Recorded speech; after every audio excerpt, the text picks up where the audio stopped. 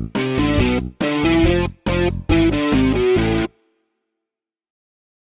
evening and welcome to the PCTV magazine show. I'm Matthew and my favorite sandwich is pizza.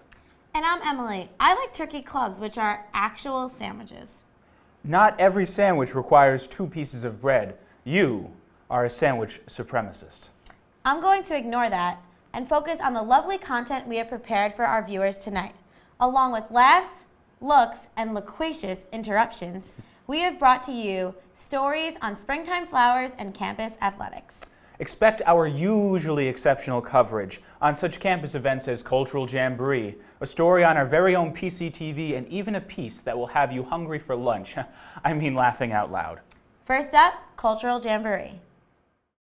Hi everyone, this is Jessica Torval reporting for PCTV News. I'm here at BMSA's Cultural Jamboree. Hi, my name is Michelle Naper. I'm a junior at Providence College, and I'm the Events Committee Chair on BMSA, the Board of Multicultural Student Affairs, and this is our event, Cultural Jamboree. It's our big event of the spring semester. It's our biggest one that we spend all semester preparing for. And Cultural Jamboree is really the opportunity for each multicultural club within BMSA to showcase their traditions, whether it be a dance, various activities that we have, like make your own bamboo plant for Asian American Society or Association, and foods as well. We have a variety of foods from every different culture.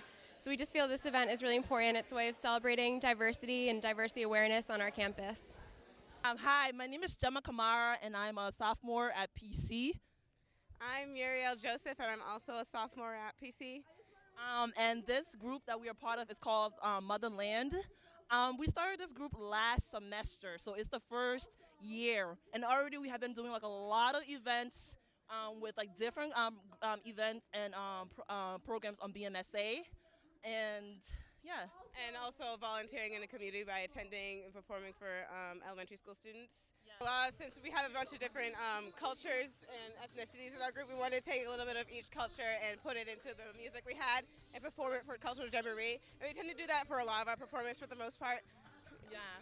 But other people, the members who are on the club, all of them are not from Africa, but there are African descents and stuff. So we have like Jamaican, Mexican, including African, and Haitian, Jamaican. So like the music that we use today kind of refer back to their culture, because like even though like we're not from the same country, we all have like a connection back to Africa.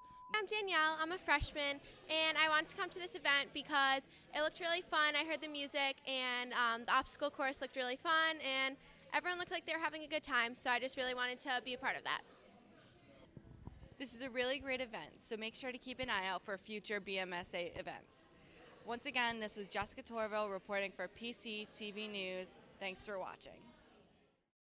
Hey Emily, were you in attendance at the Jamboree on Saturday? Yes, I was. They had such good food. Really? How good was the food? It was so good. Pizza and sandwiches. You know what, Emily? I gotta tell you something. It's not the composition of the sandwich that counts. It's how you eat it. This week, we asked campus not about sandwiches, but about their favorite flowers. Let's look at this week's perspective of Providence for the answers.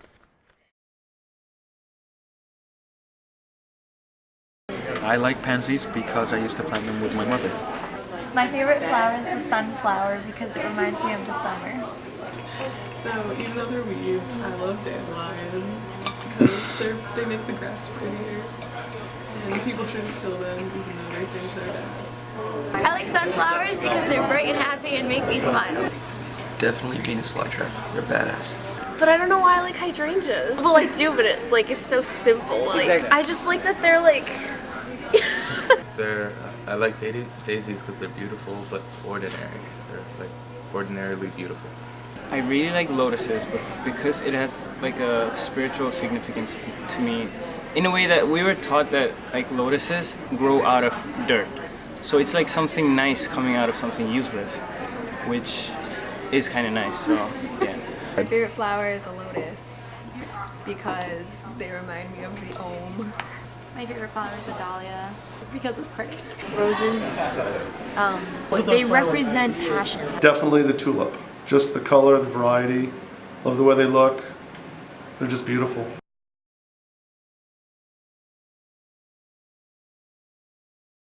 Matthew, you really should have asked me what my favorite flower was. By the way, it's roses. But I didn't ask you, and that's what matters. In case any of you were wondering, though, my favorite are steel magnolias. Too bad you'll never get any. Well, while my boyfriend, co-host, and I continue this conversation, let's take a look at this week's Friar Update. Thank you for tuning into PCTV's Friar Update. I'm Umar Malik. And I'm Sarah Davis. We would like to start off by acknowledging all those families that were affected by the tragedy that occurred at the 117th running of the Boston Marathon. Our thoughts and prayers go out to all those who were impacted. Men's lacrosse defeated Holy Cross with a score of 12-11 this past Saturday. Freshman Brendan McGuire recorded a triple-double in the Friars' victory.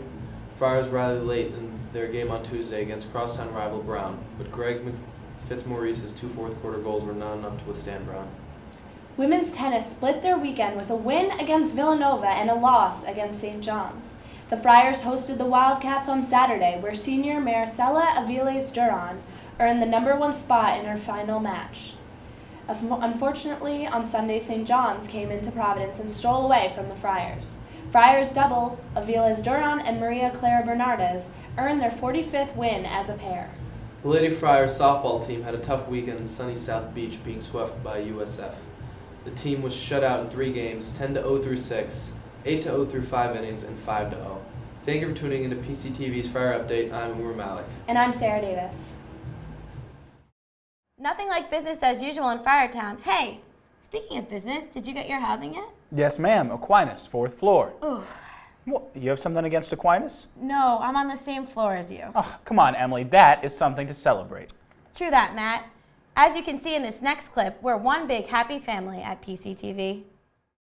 This week, the Club Spotlight is on the very producer of this magazine show, PCTV. I caught up with some club members and asked them about why they love the club. Let's check it out. PCTV was created in the mid-90s when Father Gumbert came to Providence College. At first, there was no location on campus for the club. The club would do most of their shooting on campus, some of it off campus, and the show would be put together at the facilities at New England Tech. And the club sort of ended in the early 2000s, but then was rebooted in 2007. The show is a magazine-style show that incorporates news, sports, and entertainment pieces. As of right now, we are a web-based show airing every week. I'm very proud to be part of the club, and I love working with all the members. Everyone here is very creative and very productive, and it's a great club to join. I like PCTV because they've always been very accepting of me and welcomed me with open arms into the club. It's not super competitive or anything, and we just all really enjoy everything that we do here. Everyone in the club is in it because they sincerely love film and love making videos and love working on projects, and so that's why I love PCTV. I like PCTV because it brings stories, entertainment, and community to the students of Providence College through a media that is always being developed and always relevant and always fresh and new.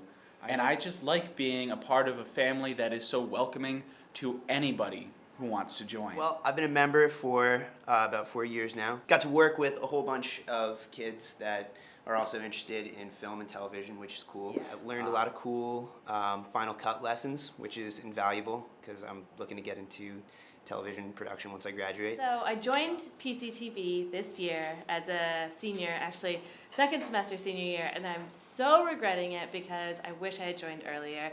PCTV has given me such a creative outlet and meeting such great people and really getting the time to enjoy my last semester and laugh. So just it's a really wonderful experience. So I don't just like PCTV, I love it because it's given me an opportunity to learn about film and be able to practice what I want to do as a career. I'm looking to be a TV personality or just work in TV production, and I've accomplished both of those things in 1 year at PC in the TV program here. I have met so many awesome people, and hopefully I'll make connections that I'll have for the rest of my life, and it's been a really good experience. Why do I love PCTV? I love PCTV because if I didn't, I don't know what I'd be doing here. I am so wickedly involved in this club now. It all started after I was bullied into news by Miss Kelly Vale, and then I received PCTV's Most Improved Member during our winter banquet. So from this point, I just, it's really been a great community for me to work in, a great outlet. I've learned so many skills I didn't even know I had, skills I probably still don't have, but I'm pretending that I do. I just love that there's always this wonderful office to run into, and now we have 2 offices in the back. And I love it that it's such a big, growing club. There's so much possibility to it, and it's just going to keep getting better. How sweet was that? What a lovely bunch of people we are.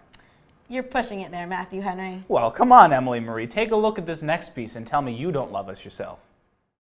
We are showing this video today to give you vital information that you need for your everyday life. The information presented in this video is 100% factual, and it is all things that you need to survive.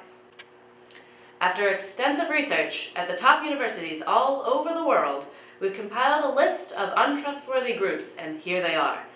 People who like the color orange, people who take the elevator to the 2nd floor, people who shorten and hyphenate their names. Now I'm going to show you how to take off a scarf, which is usually a tricky task for most, but not for me. Let me help you. So you go step 1, step 2, and then after you choke yourself, step 3. Ta-da! Then you can put it around your head. People who only order one thing off the Chinese food menu. First graders that like to read instead of play. What are you planning while you're reading? Facts to watch out for in your everyday life. Low-flying blimps have become a leading American cause of death. Over 1 American every year has been killed by a low-flying blimp. Watch out for these catastrophes. I am here today to tell you what the worst threat to our society is. People who donate blood. Now I will show you reasons for why these people are the worst threat to society. Reason number 1, what is in your blood that you're trying to get rid of? They are trying to infect us with all sorts of contagious diseases by spreading their blood around.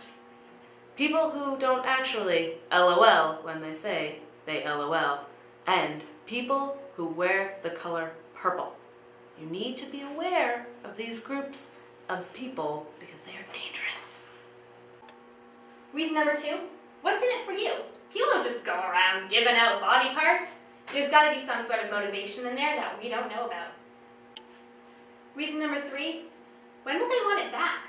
What goes around comes around, and you know one day they're going to come knocking on your door asking for their blood back. 1 out of every 7 blue Gatorade bottles is actually full of Windex. The 4th and most important reason, which you probably already know, is that they are feeding the vampires. Vampires are notorious for working at blood banks. In conclusion, blood donors are clearly the worst threat to today's society. Persian rugs actually originated in Canada. Hey folks, it's me again. This tidbit is going to be the most important and useful one I have given you yet, and probably the most important one you'll ever receive in your life.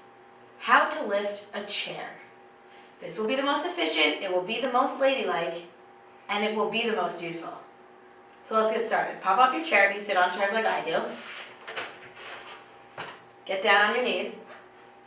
You know, take it as you wish, okay.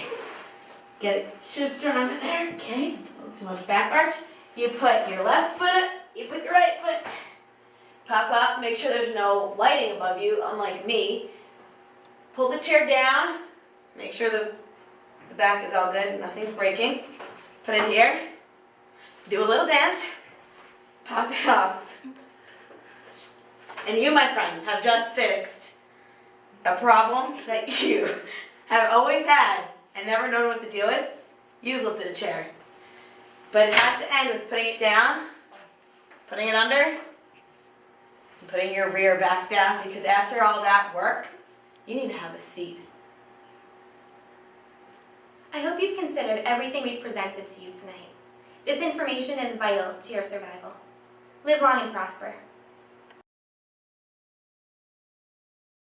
Well, that was very informative and on point. That actually concludes both this week's PCTV magazine and the magazines that Emily and I will be hosting for this year. So until next time, Goodbye, Friars. goodbye.